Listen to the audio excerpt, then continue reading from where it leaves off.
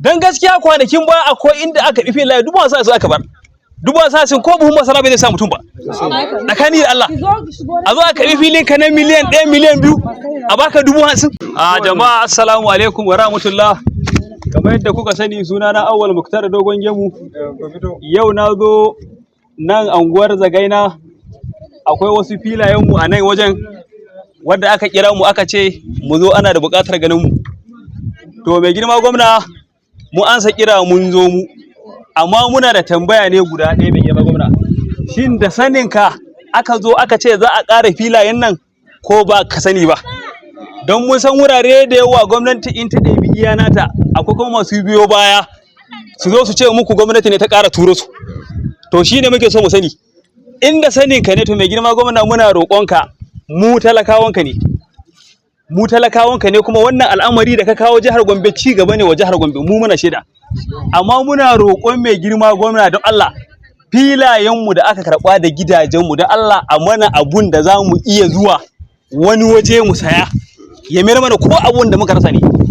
Mu muna murna da wannan al'amari, wannan lamari da ka kawo jihar Gombe ci gaba ne wallahi mun yadda. Amma mu talakawanka ne, gwamnati tana da damar da ko baka da fili ma ta ɗau fili ta baka. To tunda bata ba mu ba mu muka kalata muka saya. To Allah da annabi mai girma gwamna wannan wuri in ya tabbata kai ka sa a zo a ƙara karɓa, a zo a ƙara cewa za a nemi wani abu a wajen. To mu mun yi mu baya, amma muna roƙon gwamnati don Allah ta taimake mu duk wanda aka karɓi wani abun shi a nan wajen. Da Allah a ƙara bashi abun da zai je gaba ya ƙara samun madadin abun da aka karɓa.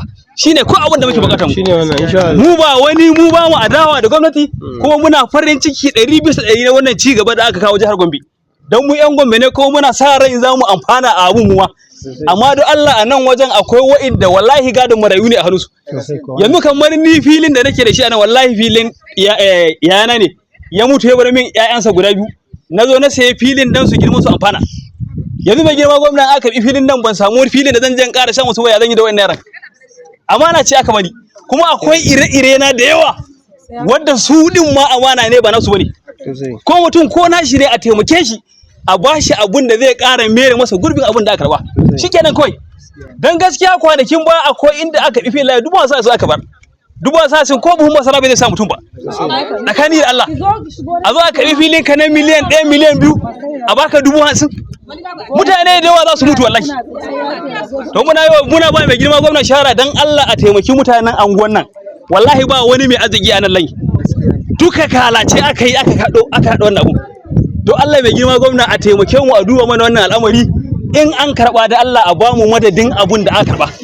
Mu ba ma neman ƙari, a bamu iya madadin abun da aka karɓa ma kawai ya ishe mu. Wannan shi ne.